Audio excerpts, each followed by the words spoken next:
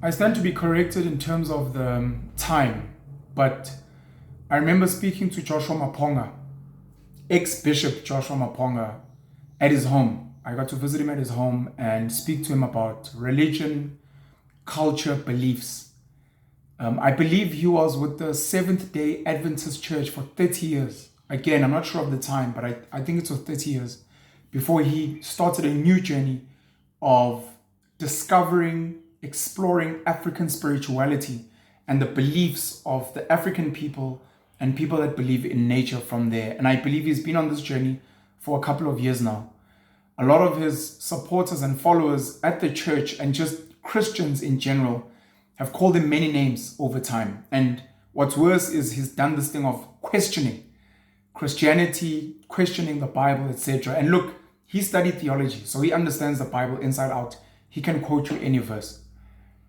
While I was visiting his home, I asked him, you've got a lot of followers. People follow you, people love you, people listen to you.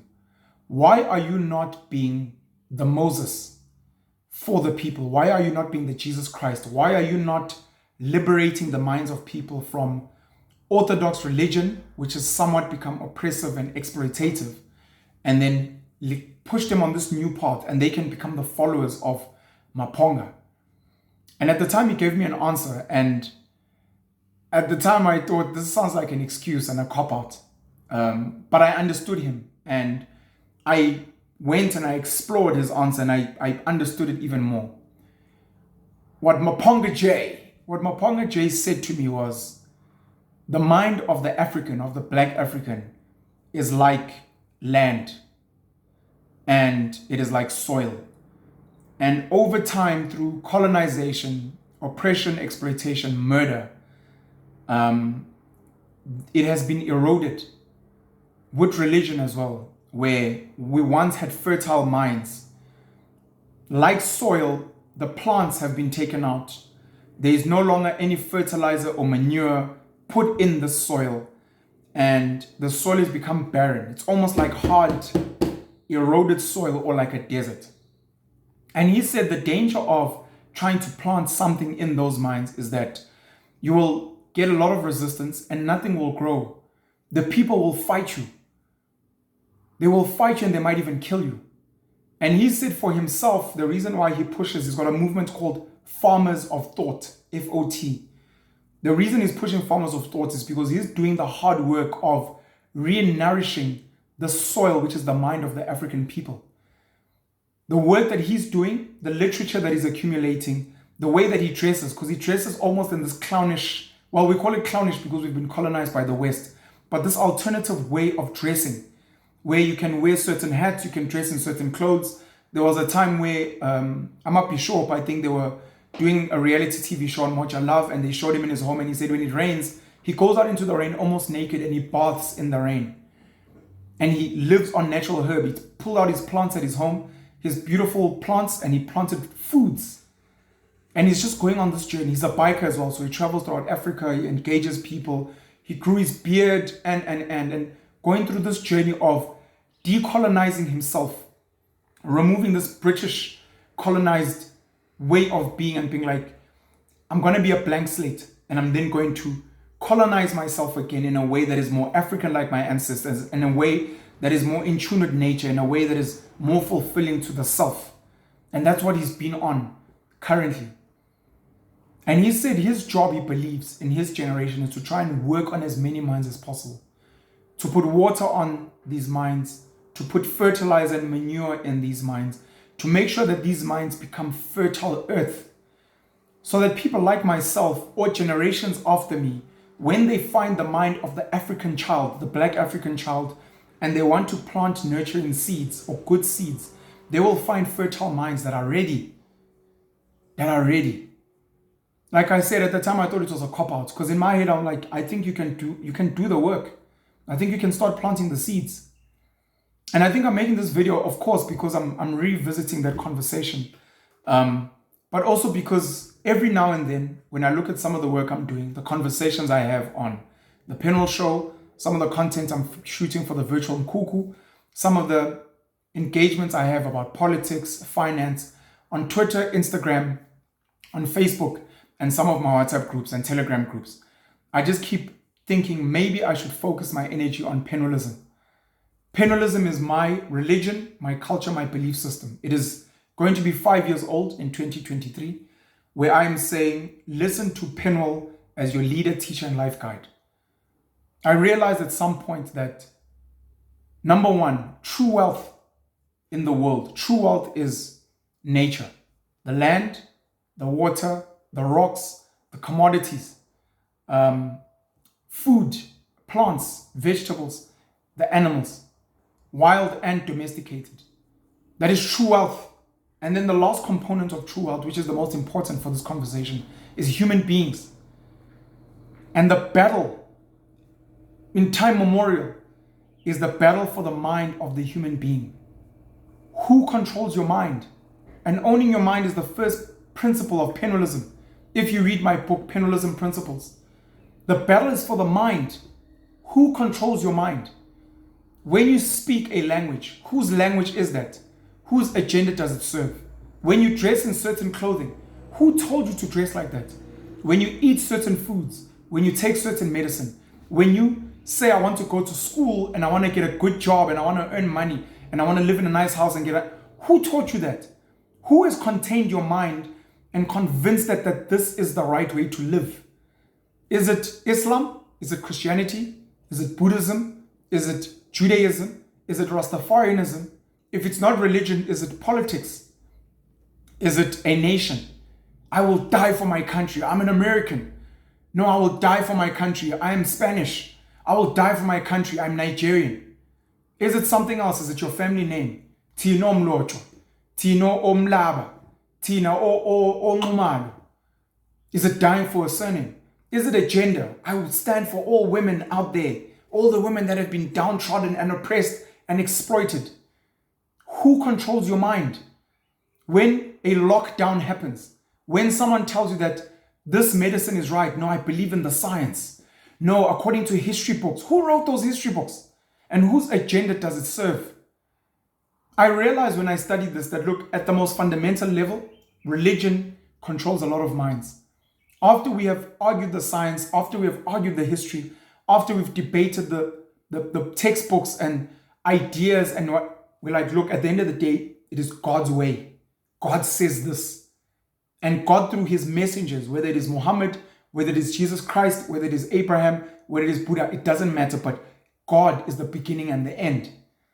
But over time, many people have now cracked through this thing of religion and they've gone beyond and they've like, it's not religion or there's something beyond religion. And for a long time recently, I was like, the power force today and what controls our minds is money. Muslim, Jewish, Rastafarian, whatever you may be, Sikh. You can believe in Scientology, but money drives all those people. I need to go to church. No, but I need to work. Oh, are you going to mosque? No, I just want to close my business. Money has become the god of most people. People are willing to move from Newcastle to Johannesburg for money, from Johannesburg to Dubai for money, from Dubai to New York for money. Money dictates how you move. Money dictates the school that you send your children to. Money dictates the clothing that you wear and can afford. Money dictates the mode of transport you will use. Will I use a donkey? Will I use a horse? Will I use a car? Will I use a taxi? Will I use a bus? Will I use a train? Will I use an airplane? Will I use a private jet? Money dictates my mode of transport and how quick I'll get there. Money dictates the language that I learn. I could master isiZulu, but will it pay me money? Or should I learn English and Afrikaans so I can get jobs and get money?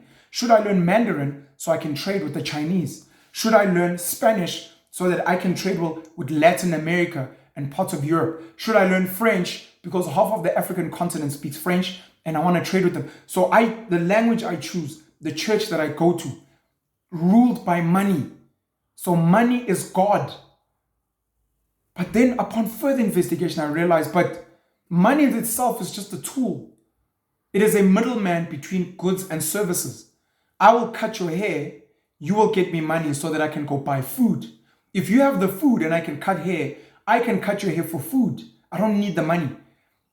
If you can educate my child and I can bake you a cake, I don't need to sell this cake for money and then pay you to educate my child. I can give you the cake and you can educate my child. Money is just the middleman. It's a tool.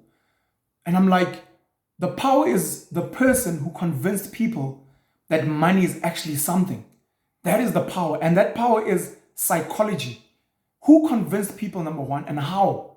The how is very important, because I realized what is more powerful than money is language and story that convinces psychology.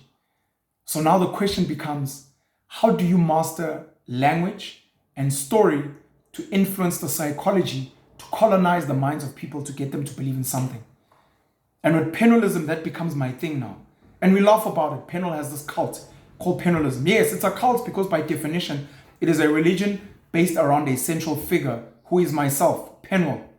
It is named after me. But I could argue Christianity is a cult named after a person, Jesus Christ, Christianity. Buddhism is a cult.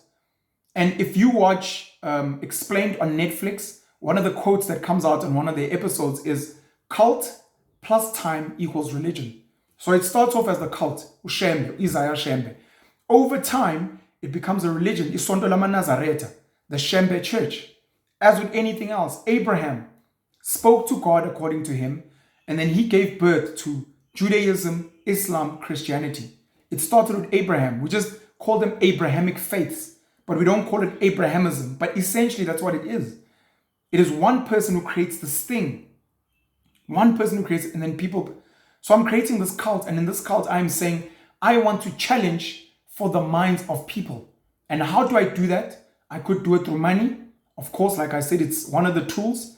I could do it through religion. I could go and become a pastor. I could become Bushiri. I could become a Shepherd Bushiri. I could become Pastor Chris. I could become T.D. Jakes. I could become Miles Monroe. I could become Kenneth Copeland. I can become a religious leader. I could become a pope of the Roman Catholic Church in the Vatican City. I could do that. And use religion to colonize minds. I could use other means, because one of the ways to colonize minds is through violence. Colonization, weapons of mass destruction in North Korea, in America, in Europe, in China, where they have these huge guns, nuclear weapons, etc. Let me colonize minds through fear and destruction. Let me colonize minds through language, like the English language, like Mandarin, like Spanish, like French, etc. But the way you do it is through language and story. How can I tell you a convincing story that begins shaking your mind, unplugging it from the current systems that own it, and plugging it into me, where wherever you go, you're like, what would Penuel do? What would Penuel say? Does Penuel say money is good or bad? Does Penuel say I should eat this food? Is it halal? Is it kosher? If it is not halal or kosher, I won't eat it because Penuel says so. Will I move to that country? No, Penuel has said that country is evil. Just like Mufasa telling Simba, do not ever go there. It is a dark place. Don't go there. It is dangerous. Don't eat this food. Don't wear this clothing.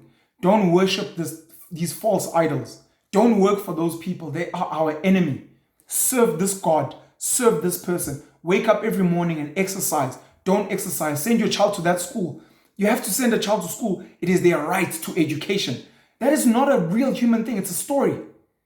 Medicine, science, that's a story. History is someone convinced you. Someone convinced you. Someone convinced your parents. Someone convinced other people that you love and trust. Someone convinced you that a president has power, that a king has. Those are not real things. It is a story, and we believe it. And how do I challenge the minds of people? It is through language and story. So that wherever you're sitting, you're like, this guy's probably right. I have taken 30 years of conditioning, told you a convincing story, and all of a sudden I have stolen your mind from who had it before, and I'm now giving you a new story that now dictates your life moving forward. And now you are a Penuelist. Now you follow me. Now you go around telling people, Penuel is my God.